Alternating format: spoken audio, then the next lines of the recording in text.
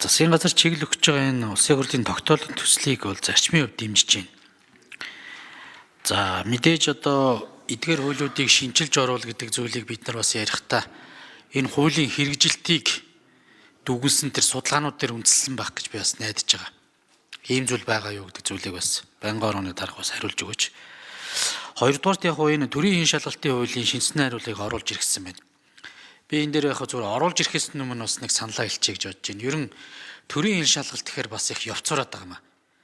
Тэгээ энэ хин шалгалтын зарим эрсдэлгүй салбаруудыг мэргэжлийн холбоон шилжүүлэхээр төрийн гэдэг энэ үгэн дээрээ очиж гацчихдаг. Тийм учраас мэргэжлийн хяналтын тухай хуулийг гэж одоо цаашдаа бас нэршлэр нь оруулж ирээд зарим эрсдэл багтаа салбаруудаа яамдд нь үлдээж болж гин эсвэл яг мэргэжлийн холбоо буюу мэргэжлийн танхимд нь үлдээгээд эрсдэлтэй энэ эсвүүд дээрээ төр одоо тодорхой бас нэгжийн ажиллуулах болцоо байх хэрэгтэй. Тэгэхээр ерөн зүгээр нэг төрд байгаа зарим чиглэлүүдийг яг чаддаг институцид нь өгье гэж байгаа учраас энэ төрийн хяналт шалгалт гэдэг нэршлээс бас эхлээд нэр томьёоноос эхлээд бас дүгнэлт хийгээсэй гэж би хүсэж байна. Тэгээ мэргэжлийн хяналт гэдэг чиглэл рүүгээ ороод жишээ нь Словениус бол мэргэжлийн хяналтын тухай хуультай. Би яг энэ асуудлыг бас нэлээд бас одоо судалж исэн буюу зөрчин шалган шийдвэрлэх хуулиудаа уялдуулах асуудлын өрөөнд бас судалж исэн үеуд бас жоохон мэдээлэл байгаа.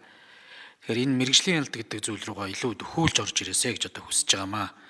Тэгээ зайлшгүй яг зүгээр хүнс эрүүл мэнд эмийн асуудлыг уг нь бол одоо нэг агентлаг болгож болж байгаа. За бусад тэр уул уурхай барилга гэдэг юм уу дэд үтцийн чиглэлийн одоо мэргэжлийн хяналтыг нэгтгэж болж байгаа. Уг нь бол ингээ хоёр тустай явах бас болохгүй юм байхгүй. Тэгэхээр ерөн зүгээр зарчим тогтолцооны хувьд бол бас анхаарна үстэй. Тэгээд илүү их одоо байгууллагын үйл ажиллагааг дарамтлаж хаах гэхээс илүүтэй зөвлөн тусалж хуулийг хэрэгжүүлэхэд туслах тэр философоор бас энэ хуулийг бичиж орж ирэх ёстой гэдэгт бол санал нэгдэж байна. За яг зүгээр хоёр дахь заалт байна. Эдийн засгийн эрхчлөөний тухай хууль гэдэг нэрийн зааж өгч ил да. Уг нь бол яг бидэд бас ингэж нэрийн зааж өгөх буюу хууль санаачлагчийн эрхийг одоо хязгаарлах бас дэмэл байх. Зүгээр ерөн зүгээр энэ чиглэлийн одоо хуулийг гэдэг ерөнхий байдлаар тавиулах цаашдаа зохимжтой байх. Тэгээ энийг засгийн газар эдийн засгийн эрхчлөөний тухай хуулийг нөө эсвэл бусад уялдуулаад бас нэршлүүдэд байж болно. Хатуу ингэж бас хууль тогтоогчдоос чиглэл өгж ийн ингээд бас зохимжтой юу гэдэг дээр бас цаашдаа анхаарна үстэй. Тэгээд энэ хүрээндээ яг зүгээр эдийн засгийн эрхчлөө болон холбогдох бус хууль гэдэг энэ зөвшөөрлийн хуулийн нэмэлт өөрчлөлтийг хэлчмээр байгаа. За болж игэл энэ тендерийн хууль байна.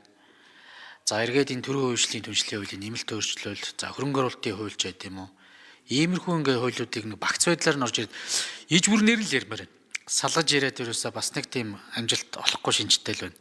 Тэгээ ерөөсөө л энэ эдийн засгийн харилцаагч чинь бас боомлчод байгаа буюу явах чөдөр тушааны суурнаас энэ газрын үлдэх томчдор ч очиод гацчиход байгаа шүү. Сая бид стратеги ажил бүлэхүй бараар бүтээгдэхүүний нэг хангамж нийлүүлэлтийг сайжруулах буюу энэ дампны сайдын хуулийг хилцэхэд л газрын төсвийг хайгуулын асуудлаас эхлээ гацчлаа л гэж байгаа байхгүй. Энэ ч ерөөсөө цэвэр очивол газрын үлдэх томч шүү дээ. Тэгэхээр ийм зүйлүүд байх юм аа. Тэгээ үнэхээр одоо бас эдийн засгийн сэргээ энэ хууль эрх зүйн түгжээг нь арилгахыг бол явж ирсэн энэ одоо асуудал дээр суур энэ нөхцөл байдлуудыг нэг анхаарч авч үзмээр байна гэдэг зүйлийг бас хэлээ. Тэгээд мэдээж гишүүдээс бас энэ мэргэжлийн холбоотойгоор танхимын хуулийг бас өргөн барих шаардлагатай гэдэг бас түрүү нонтой эрх шүүмж хэлж илээ. Миний хувьд бас санал нэг байгаа.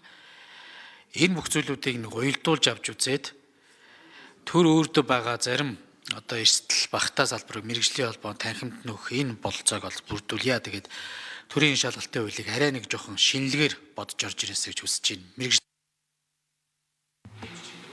За үг хэллээ.